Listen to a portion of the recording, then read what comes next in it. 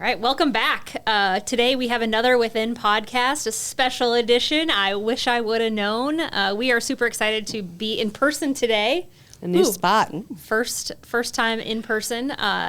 Generally we do these virtually, but today we're going to spend some time together, so we're excited about that. But today's I wish I would have known is all Heidi.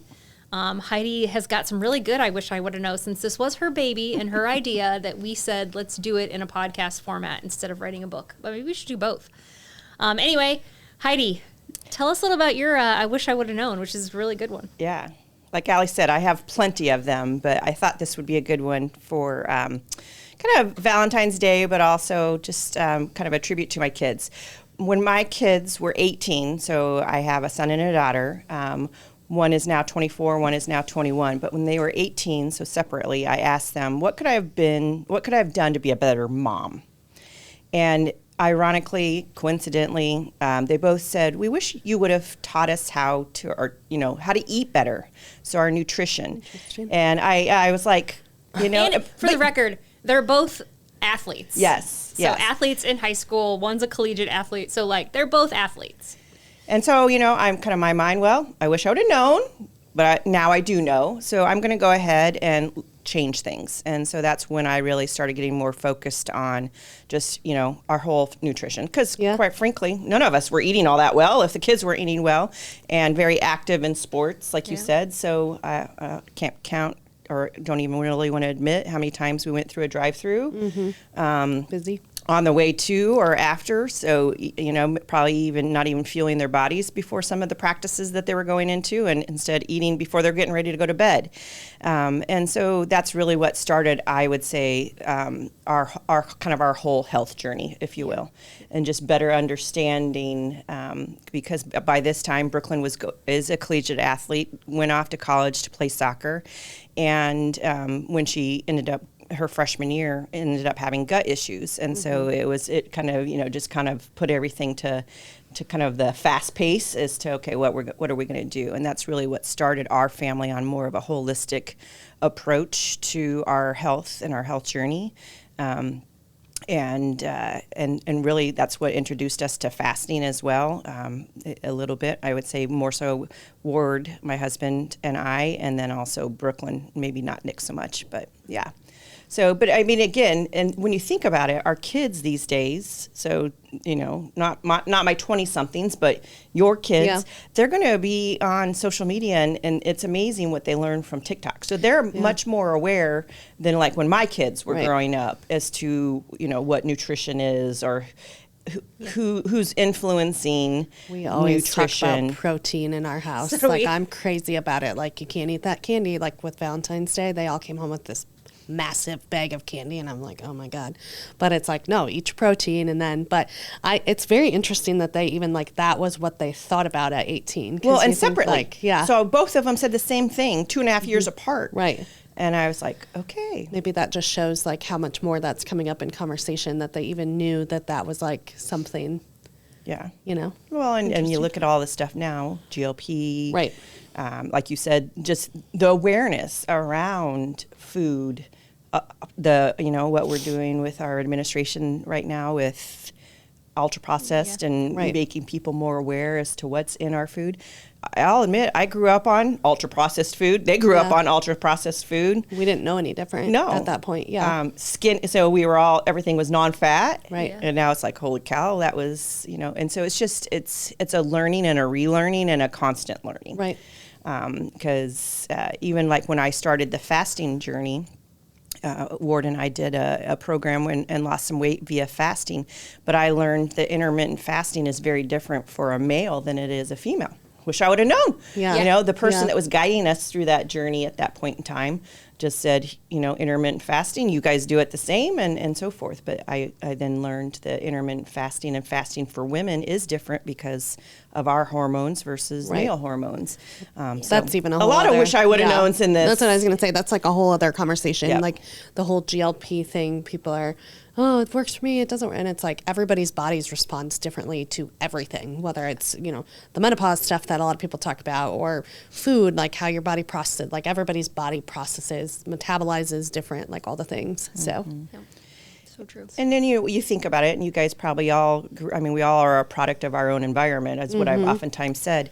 But it is a matter of, just setting your kids up for success as much as you can. Right. I mean, as I continue to read more and more about just the whole foods and, the types of foods, still even you can't guarantee that the fruit that you're getting in the grocery store is so that can get a lot, kind of carried away or out of hand when you look at it. But it is really just what can we do as early on to set your kids up for success, because their gut health really attributes to their brain, everything, like how they their learn, energy, how they, So it's just, I wish I would have known. Yeah, that's a good one. How did you even think to ask that question? Like that's very like self-aware of you to even ask. I mean, that's like a bold question to ask. Like, and at that point in time, they were both most 18, people would so not adults. ask that question. I don't think. Yeah, I don't know. I guess I'm vulnerable enough to ask. Yeah, Heidi asks a lot of questions. Remember? True. That is true. Yeah.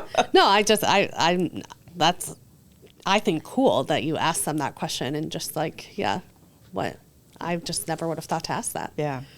Maybe we don't want to know. And maybe now that your kids are younger, start now, get a question at the age of 10 or whatever, and then ask again. You're really good about nutrition at your house. Like I know we are, not that we don't have great nutrition habits now, but I think living like on the road, like we feel like we're on the road all the time, right? Yep. So every night we have something similar to, I'm sure, how it was when your kids were little. So it's like, how do you pack a healthy snack? And, teaching them.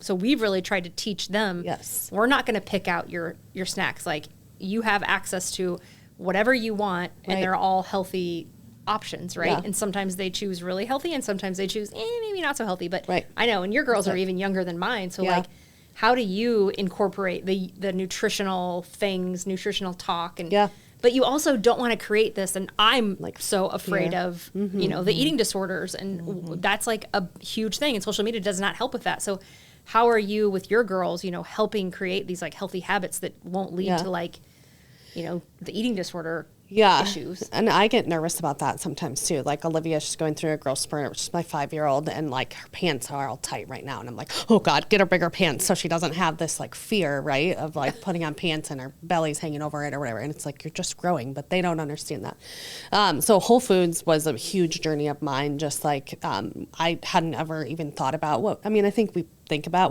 but we thought like the low fat or your special K bars that are 100 calories, that's going to get me through the morning, right? Like, no, it's actually full of sugar and all the things. So as I went through my journey and added in the epigenetics, kind of understood what was challenging my body.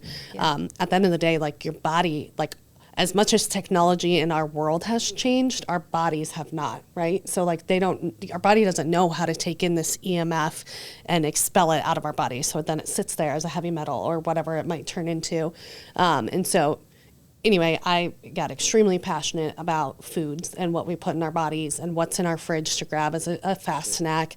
And it's just kind of become like our every Sunday morning, we all cut veggies and we all prep our snack packs, is what we call them. Yeah. And so, I mean, if in the front seat of my car right now, we have a massive, like little lunchbox that has like snacks and stuff that are just like non-processed, or if they are processed, it's as whole grain or organic as possible. So, I use the example, my father-in-law always jokes that if you had a cookie and an egg, a hard-boiled egg, my kids will eat the egg, literally. And it's just, they don't know different, right? One of it's out of self-defense. If it's in my house, Matt and I are going to eat it. And so, don't have it in the house. But it's otherwise it just is like, what's the protein that's going to fuel your body? And they're 3 and 5, and my 3-year-old talks about eating the protein first just as much as the other. So again, we didn't know. I didn't know when I was going through my crazy journey that, just that the whole foods that you put in your body, it really does, or not. Like if you're doing the processed food, it really does just like kill your gut and your gut lining and all that stuff. So I love seeing my kids and even younger kids reading labels. Yes. So if it isn't a whole food and they're having to buy a bag of chips, for instance, to go to a Super Bowl party, they're really intentional about the products or the ingredients that are going into the products that they're buying. Yeah. And I think you do just have to be mindful and like listen at like educate yourself, because I think especially along my journey, like I learned that my body cannot process lettuce, right? So I was eating pizza and lettuce on my birthday one year, and I'm like, I got so sick, and we assumed that it was the pizza. And then lo and behold, I had a salad the next week, and I had the same thing happen, and I was like, holy shit, like I think I actually cannot eat the lettuce. So like to this day, I don't eat lettuce. So it's like being aware, being mindful, educating yourself, like doing stuff like listening to podcasts. Like that's what I'm so excited about, our community, being able to provide those resources, because it is a lot. Like it's a lot to spend an extra hour in the grocery store looking at labels, and what you think might be okay is not, or you think is good coffee is actually moldy. Like you do have to also give yourself grace that like it's not going to be perfect. So. Mm-hmm.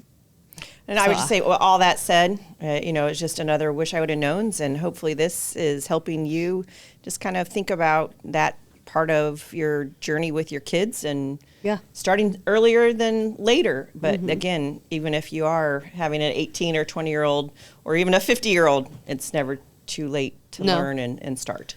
Yeah, totally. Well, thanks for joining us on this latest episode of A Wish I Would Have Known.